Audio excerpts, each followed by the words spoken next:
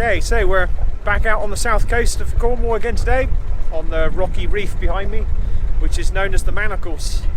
There's over 100 shipwrecks here, and we're still finding new sites to this day. So it's a very interesting area to look for new wrecks, and we're hoping to find some new ones today. We are going to put some equipment out in a minute and have a look for some new sites.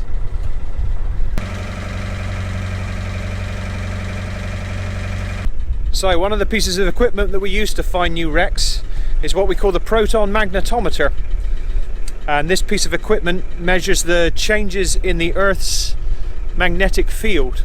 So what we're going to be doing is we're going to be putting this probe here over the side of the boat, and on this gauge here it's going to be showing us any deflection in this field strength. So when we pass near any ferrous or non-ferrous metal, it's going to show deviation in the strength, which will basically let us know when we're getting near any wreckage.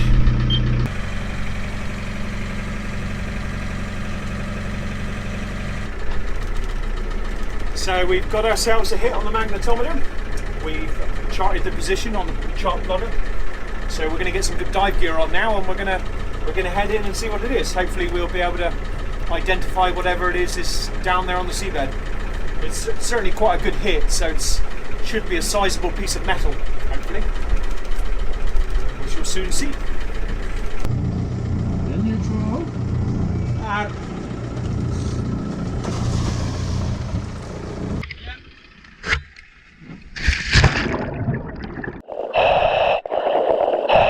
most dive sites, the shot line hook goes straight down.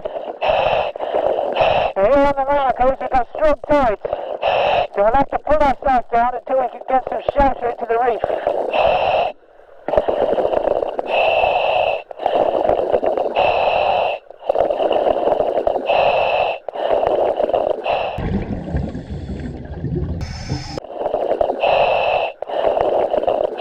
Everything here is covered in kelp at this depth, so this might take a bit of finding.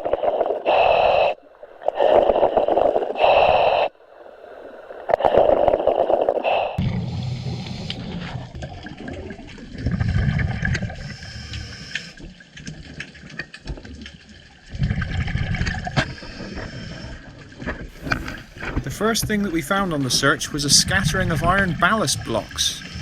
These are not much of a clue, as they've been used on boats of all types for hundreds of years to put down low in the boat for stability.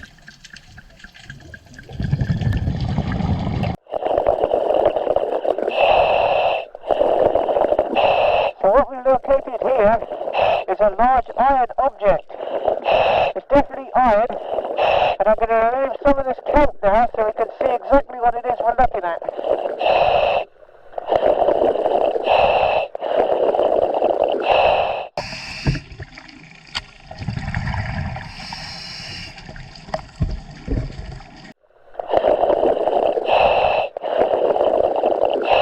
So what we have here is the remains of a steamship engine. It's lying over on its side, but there's enough here to see exactly what it is, make out the parts. This is one of the cylinders here, and looking down inside it we can see the piston.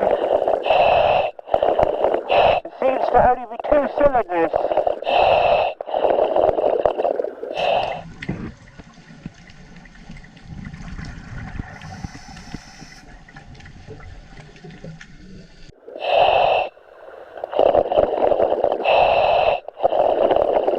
Now we've removed the weed, you can recognise all the parts of this engine. That's the cod rod there in the middle for the biggest cylinder. That's connected to the crankshaft at the bottom, the base of the cylinder at the top. These engines in the ships were like this, they were all exposed. You could see the inner workings of them as they were running.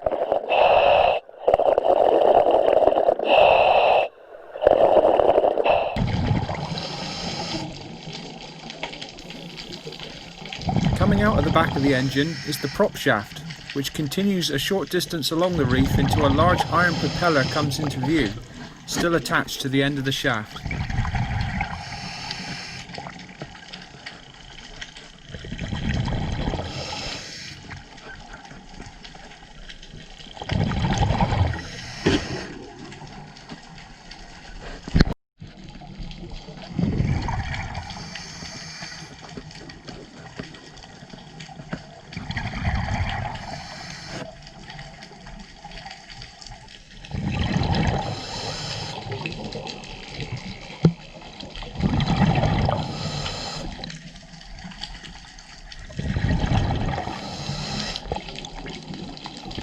After spending some time swimming the surrounding area, it seems as though the engine is the main part of the wreck to survive. This would have been located deep within the ship and stood up vertically, but the sea has reduced the rest of the wreck to a scattering of iron beams and steel plate. Evidence on the site would suggest a small steamship with the engine positioned towards the stern, and it didn't take long to identify which missing wreck we had found. The steamship Aura of 470 tons was travelling from Plymouth to Waterford on the 9th of April 1869 when it collided with the Manacle Rocks at night. The crew survived, but the ship quickly went to pieces, with its final resting place unknown. Newspaper articles at the time reveal that while in Plymouth undergoing repairs, 150 tons of extra iron ballast was added, and the compass was not adjusted to include this, which was responsible for the navigation error which ended in the collision with the rocks. It's quite likely that it was this added iron ballast that we had first found in the gullies while trying to locate the wreckage. Well, thanks for watching today's video. Hopefully you enjoyed the story of the discovery of the steamship Aura here on the Manacles Rocks.